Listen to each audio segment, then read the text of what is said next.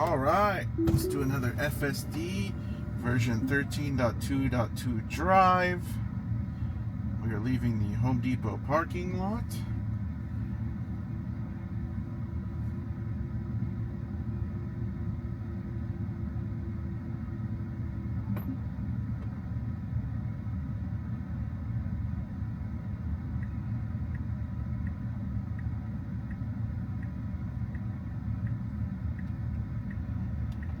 So we're at the Redmond Home Depot, headed towards Sammamish.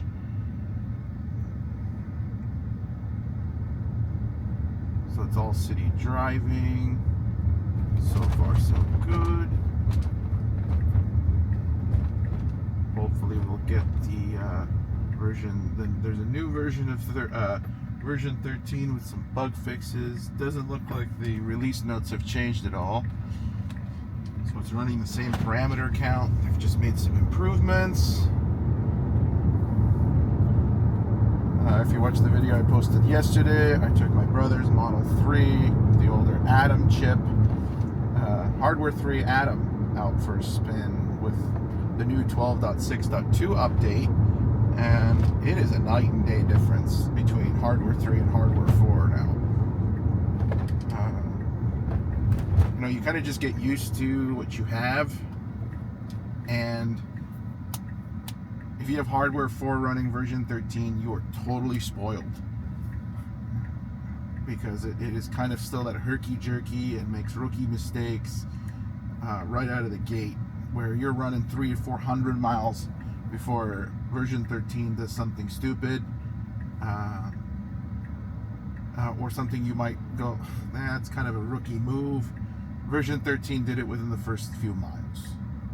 I drove it for probably 15 minutes, and it went from the center lane to turn right.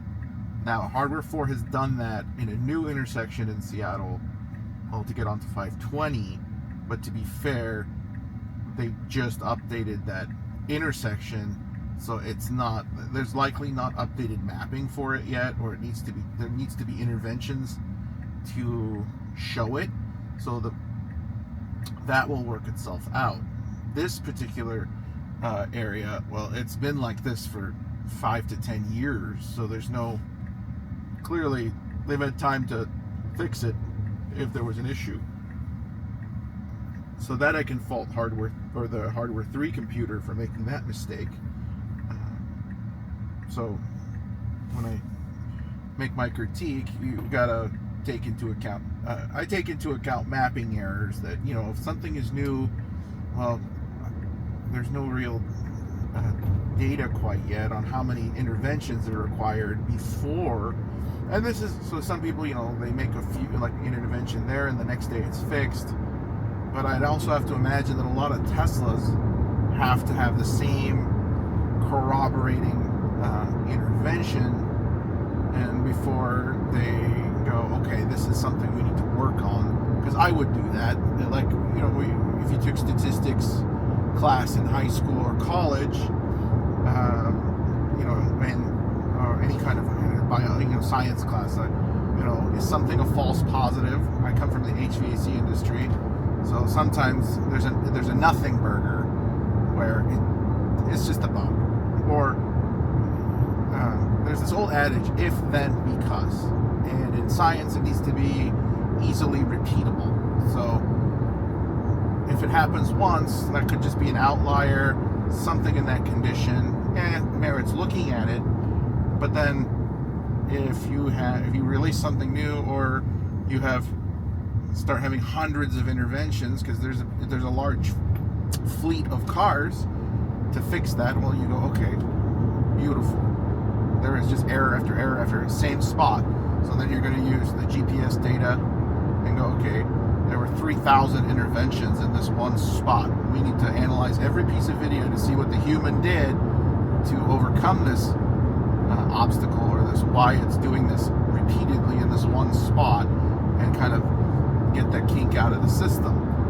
Now, where we come into unsupervised is, well, if there's no steering wheel in the vehicle, you can't have this for You can't have hundreds of cars, thousands of cars getting stuck every time the highway department, SDOT or Department of Transportation does construction, and it immediately has to work. You can't just have 10,000 confused cars or in a day or two, because there's no way you're going to unjam them. And if the car doesn't have a steering wheel, there's not enough tow trucks on the planet to reset these cars. In my brain, if you will, I would keep the steering wheels in the car, because there's a good chance the vehicle can make it to the customer's location to make a pickup. Now, this is for robo-taxi. If the car makes it to the customer's location and the driver sits in your car, or the passenger, there's 4 seats available. If they are able to sit in the driver's seat and they're a licensed driver, well, that reduces your chances of failure, because, the cost is, in like an Uber, is having the driver there. Now, how long does it usually take the Uber driver to make it to your residence for the pickup? Let's say they're driving at any one time 2 or 3 minutes, or 5 minutes from the previous pickup. Then they take you to the airport, which is 45 minutes. That's been my usual use for, let's say, Uber. Uber driver, hail Uber for the airport, 7 minutes. Or I was at the Tesla service center. So the Uber driver was usually 5 to 8 minutes out. So that's a very short drive from where the car was holding, waiting for the next passenger, because they're going to find the closest driver. Then I went to, let's say, the airport or my house. That was 15 minutes or 45 minutes from the service center trip. That was a 12-minute drive. There's only one city over. Airport's going to be a 45-minute drive. So your chances of an intervention of the car getting stuck, if there's a driver, are very low, because they'll just unjam the car for you and go, okay, whatever, I can figure this out, or I can rock the car back and forth if it's stuck in a ditch or something. I mean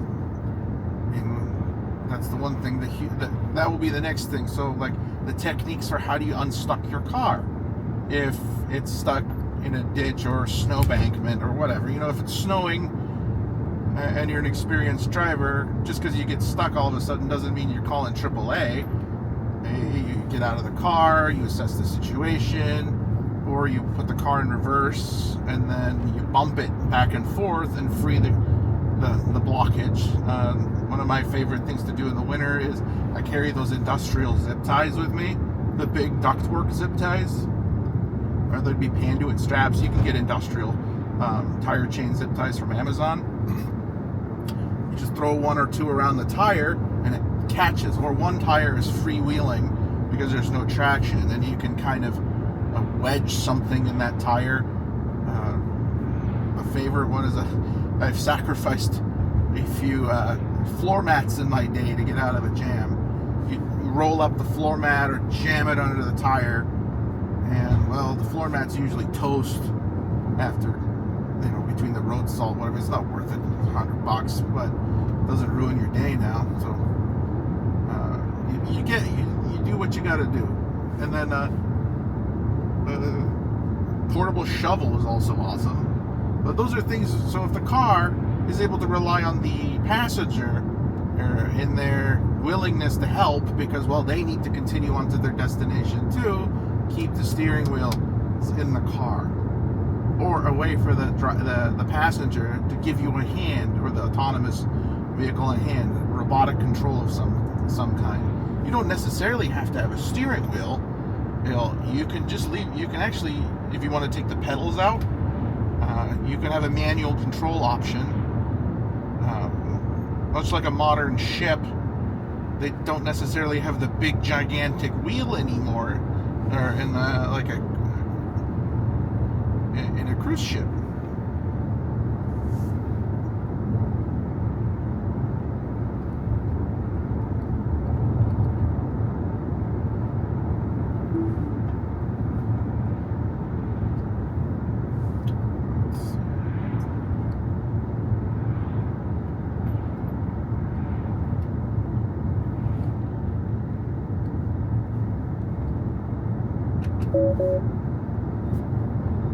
It's the one thing.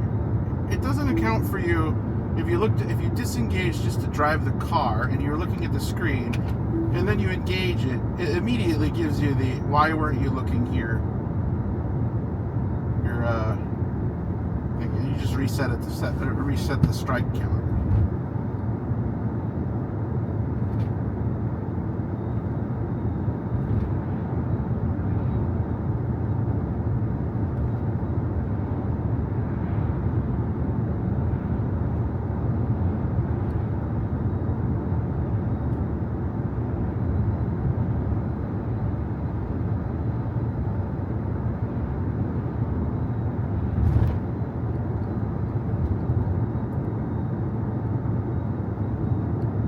So the attention monitoring is still working even when FSD isn't engaged.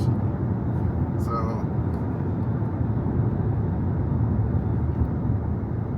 I put the wrong address in.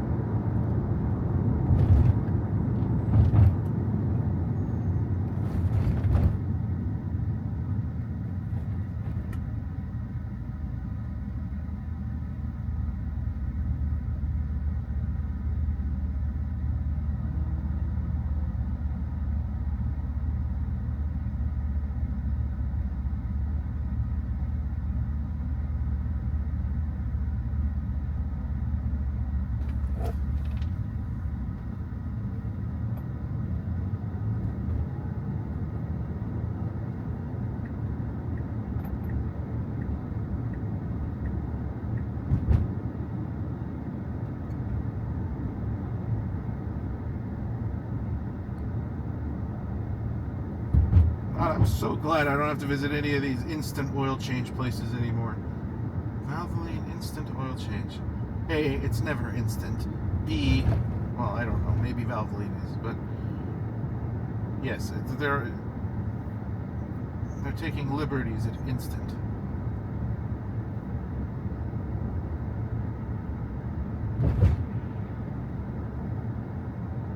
And it's now gotten really expensive to change your oil, which they've jacked up prices to the true cost. Back in the, the $39 oil change. Yeah, they can't make money at $39.99. It's just like the $1.50 hot dog at Costco.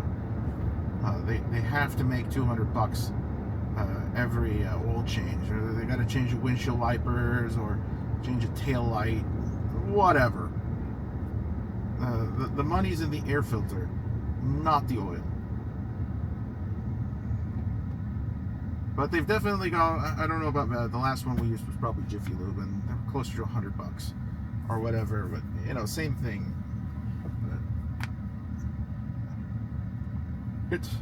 While it is now getting more expensive, it is still a loss leader.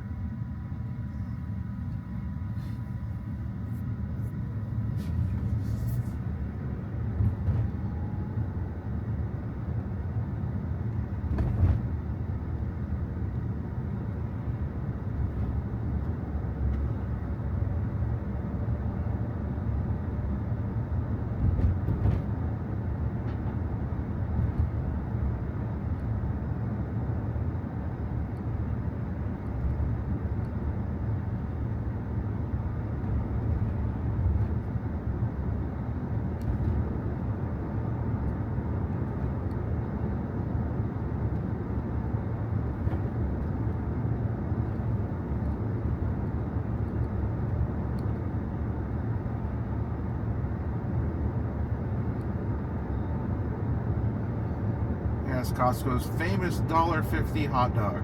It is not $1.50. They're losing lots of money on that $1.50 hot dog. But they make it all back when you buy the TV. When I should say, I buy the TV.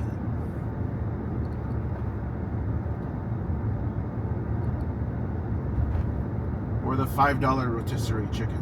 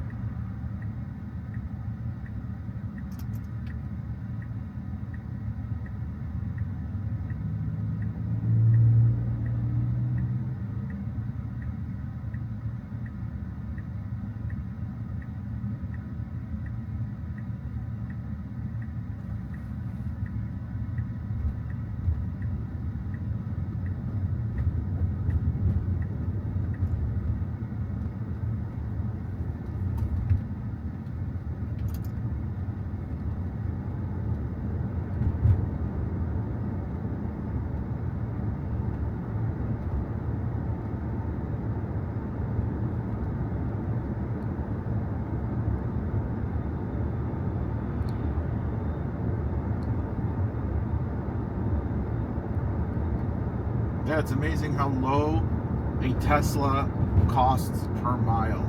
Just the electricity is 3 to 4 cents per mile if you're charging at home. You can drive quite a ways before it really needs any maintenance. It does go through tires more frequently because the vehicle's heavier and there's a lot of torque. I haven't had to change my tires yet, but it'll happen. You don't have to change your oil every 7,000 to 10,000 miles. There's no transmission fluid to change frequently. None of those traditional BS things associated with a normal engine. There's no spark plugs. There's no carbon building up. It's all solid state. But just like anything, it's still a computer. So those little capacitors and things like that on the boards can go bad. That doesn't change, but an ICE car still has a computer, so connectors, computers, all that stuff can go bad over time.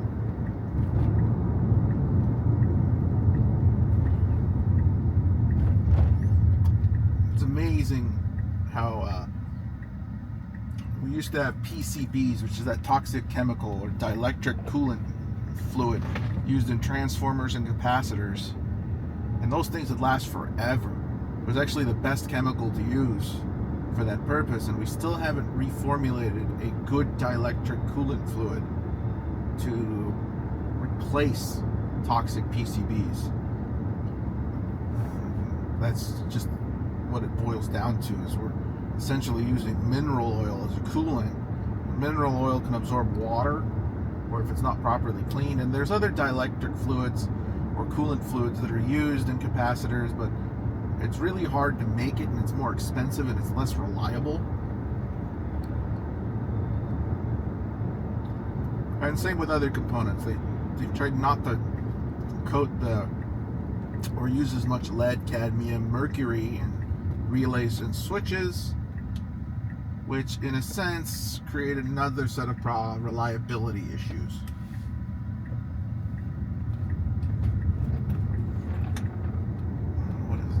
Beaver Lake gas pumping station.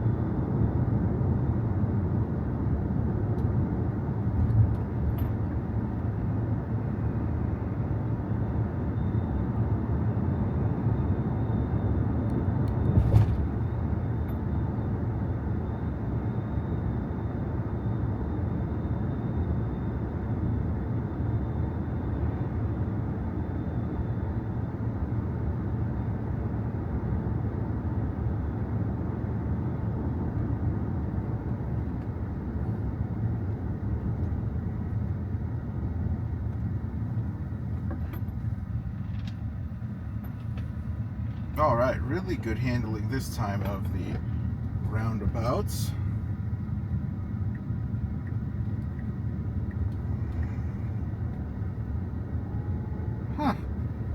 There's a lot of broken street lights, but today it's the opposite problem. There's like 3 or 4 street lights in this area that are just stuck on.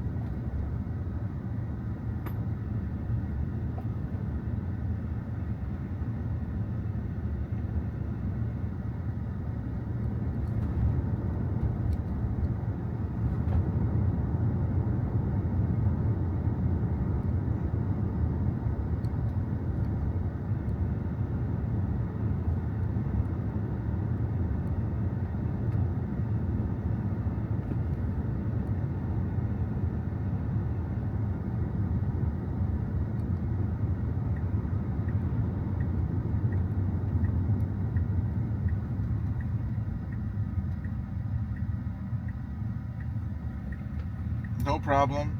It was all FSD.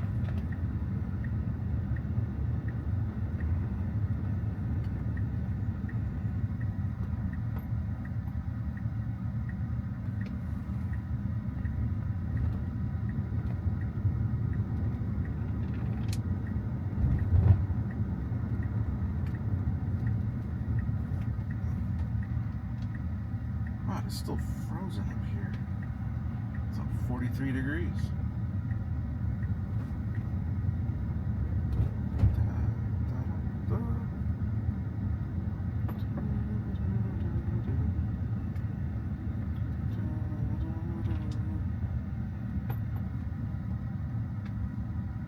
All right, we have arrived. Thank you for being a great watcher of an FSD video.